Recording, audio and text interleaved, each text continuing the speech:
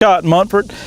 I'm the Extension Peanut Agronomist with the University of Georgia in the Crop and Soils Department here at the Tifton campus. Since August 1st, when I come on board with the University of Georgia, I kind of inherited the projects that were ongoing from Dr. Beasley over the last 2 years.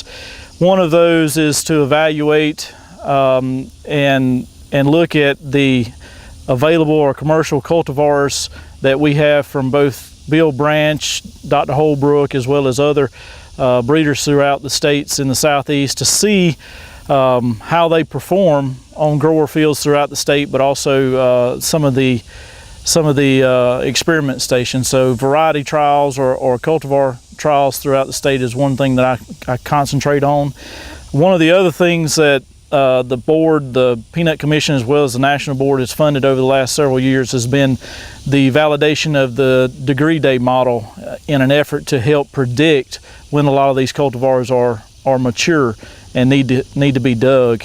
And so what we're doing now is validating that model on the varieties or cultivars, I keep saying that, but on the cultivars that have been looked at the last 5 to 6 years, but also the ones that are coming available in the last 2 years. One thing that I have concentrated since I've been here as of August 1st is really going around to all the counties in the state that I can and looking at the crop, because it has been one of the most devastating years that we've seen in a while as far as non-irrigated crops.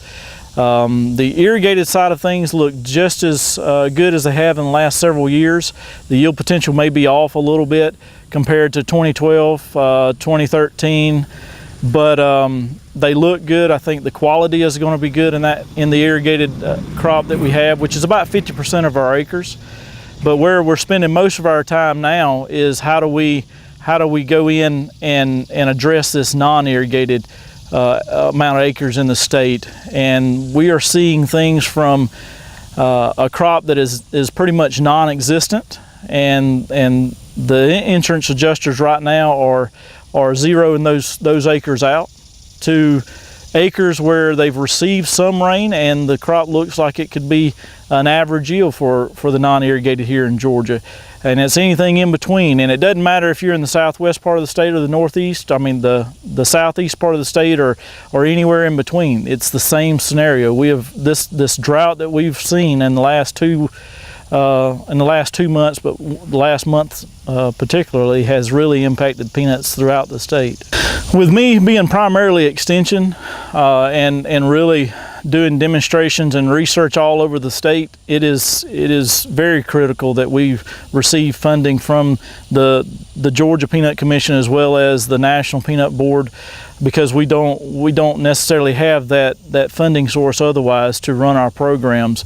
And so yes, the funding from these commodity boards that we have here in Georgia and at the national level really support us pretty much 100%. A website that growers can go to find out information regarding all the research that's been funded by the Peanut Commission here in Georgia as well as the National Peanut Board is www.georgia, and that's GA, peanuts.com.